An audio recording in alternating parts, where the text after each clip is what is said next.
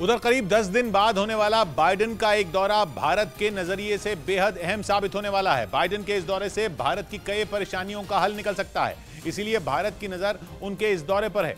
13 जुलाई से 16 जुलाई के बीच अमेरिका के राष्ट्रपति पश्चिम एशिया के कई देशों का दौरा करेंगे, जिसमें उनकी मुलाकात कई देशों के राष्ट्राध्यक्षों से होगी। यहां तक कि एक मीटिंग तो ऐसी भी होगी जिसमें भारत की बेहद अहम भूमिका है। बाइडेन के लिए तो उनके इस दौरे की कामयाबी अहम है ही, भारत के लिए भी बाइडेन के दौरे का कामयाब रहना जरूरी है। अगर बाइडेन कामयाब हो गए तो भारत की कई मुश्किलें कम हो जाएंगी। प्रधानमंत्री नरेंद्र मोदी ने G7 देशों के मंच पर जो चिंता जाहिर की थी, उसका समाधान निकल सकता है।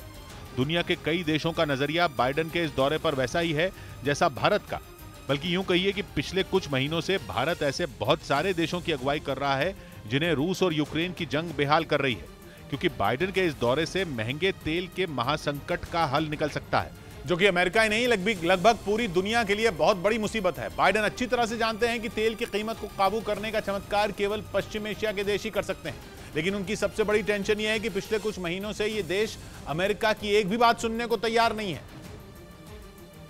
जबकि अब तक बाइडेन कई बार सऊदी अरब और UAE समेत मध्य एशिया के अलग अलग देशों से इस पर अपील कर चुके हैं।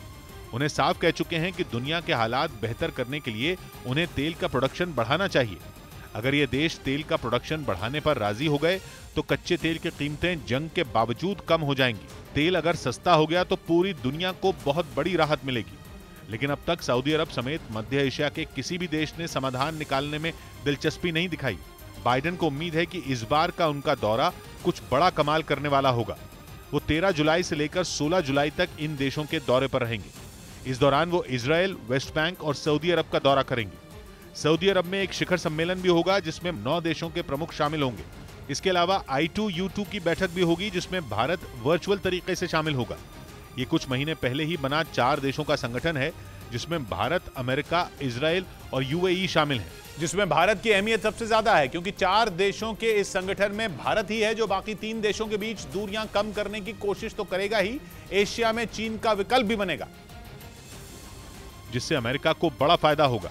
एशिया में वो शक्ति का संतुलन बिठाने की कोशिश में लगा है। चीन को टक्कर देने का दम एशिया में केवल भारत में ही है।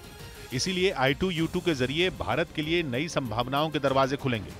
इसके अलावा भारत के जरिए इस संगठन में अमेरिका के लिए कई रुकावटें दूर होंगी, क्योंकि बाइडेन के सत्ता संभालने के बाद से ही मध्य एशियाई देश कई कारणों से अमेरिका से नाराज हैं।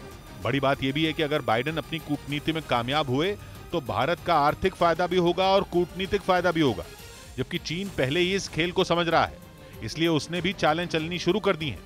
खबर है कि तुर्की और ईरान जैसे देशों को साध कर चीन बाइडेन के रास्ते में रोड़े अटकाने की कोशिश में है।